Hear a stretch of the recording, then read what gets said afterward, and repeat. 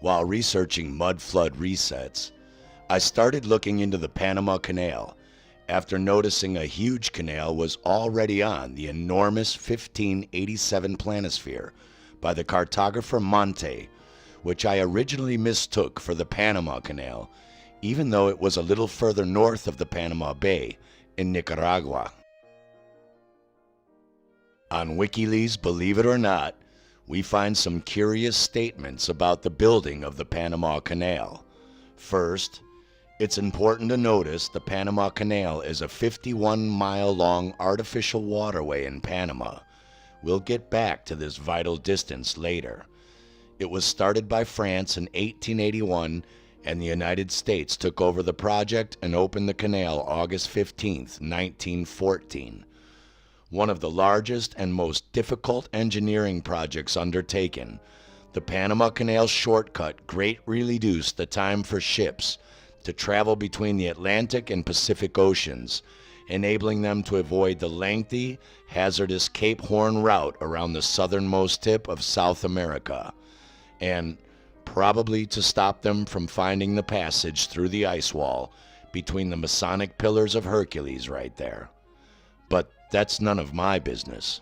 What intrigued me were the statements that the earliest record related to a canal across the Isthmus of Panama was in 1534, when Charles V, the Holy Roman Emperor Penguin and King of Spain, ordered a survey for a route through the Americas in order to ease the voyage for ships traveling between Spain and Peru. And then 250 years later, in 1788, Thomas Jefferson, the Minister of France, suggested that the Spanish should build the Panama Canal, since they controlled the colonies where it would be built. But here's the strange thing, Thomas. 250 years earlier, in 1537, just 3 years after the Holy Roman Emperor Penguin Charles V ordered a survey of where to build a canal, the cartographers Munster and Granaeus produced a world map with a huge sailing canal right through Nicaragua. We can see it there plain as day and drawn to exaggeration to show the way clearly. Then, in 1548, Italian cartographer Gastaldi decides to draw the one and only border on his entire map right there through Nicaragua, in the same exact place and canal shape as Monte's 1587 planisphere map. Or is that a canal?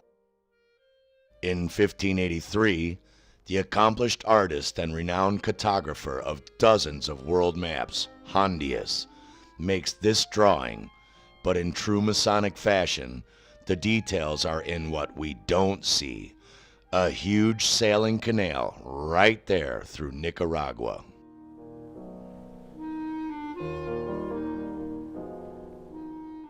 "1587 Monte, same place."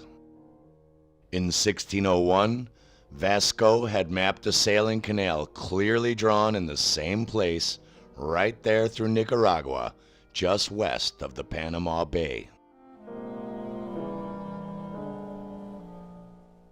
The strange thing is, I went through dozens of maps from as far back as the early 1500s to the early 1700s, and while none of them show a canal all the way through Nicaragua, all of them show a very clear large sailing river in the exact same shape and same place, from the Atlantic Gulf of Mexico all the way across Nicaragua, ending in a huge lake with a smaller lake on its left west side near the Pacific Ocean coast, with a giant volcano located in the middle of it.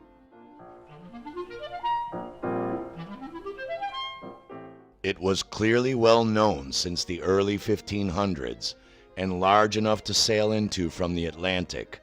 So why was this spot not an obvious choice for a canal instead of Panama, if in fact it wasn't already one?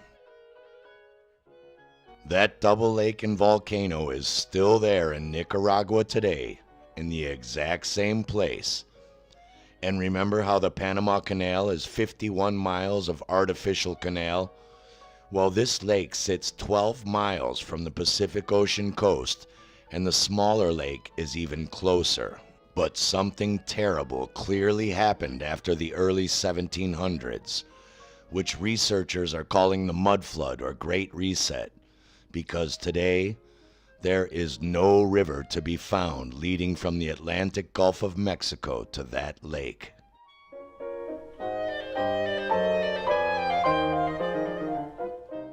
Its mighty outline is still there. And what the hell is a city like San Francisco, named after the great St. Francis, doing out in the middle of the jungle if it wasn't once a bustling port city?